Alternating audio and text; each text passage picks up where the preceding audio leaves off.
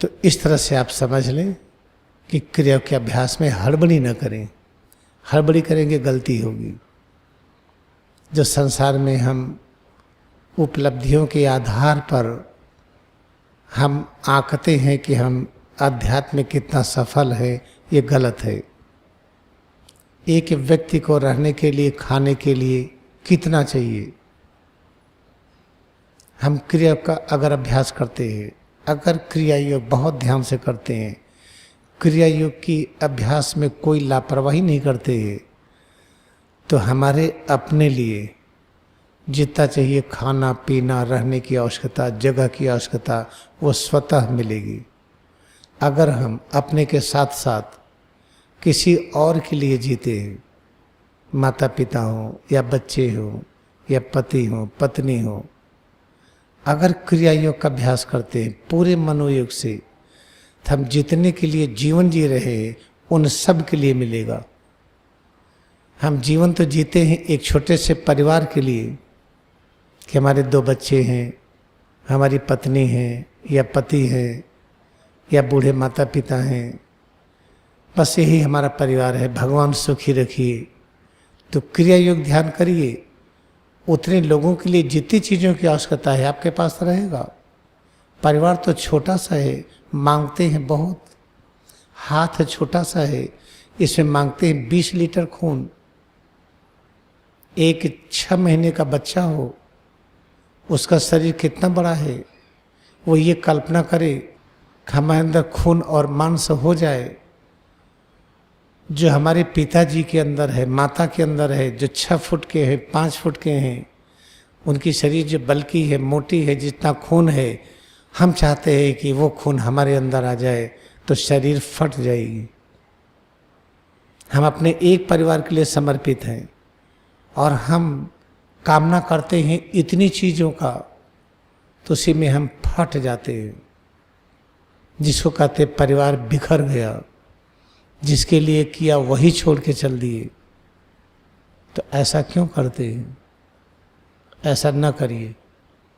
बस क्रिया का अभ्यास करते जाइए।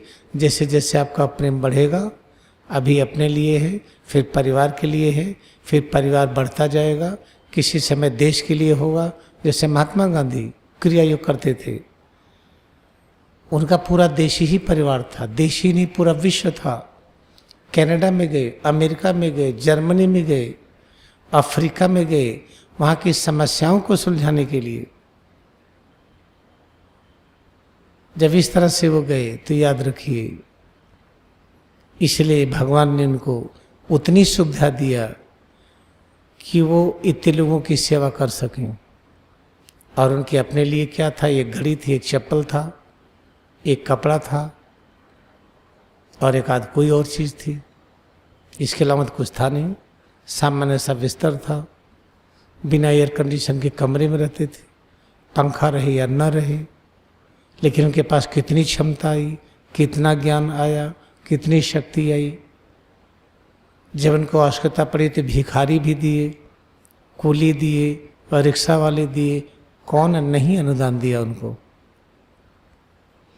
इस तरह से याद रखिए, अपने को देख लीजिए, हम कितने लोगों के लिए समर्पित हैं।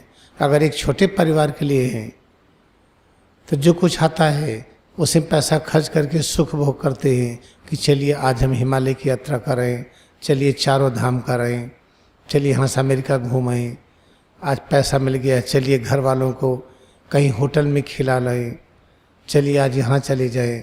तो याद रखिए, इसका मतलब कि पूरी दुनिया का ख्याल नहीं है।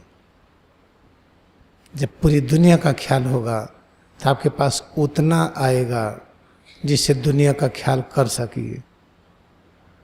ये बहुत आवश्यक है इस बात को समझने के लिए। तब तक माघ मेले के पहले तक सिर्फ अभ्यास करिए और अच्छा से अच्छा खाइए।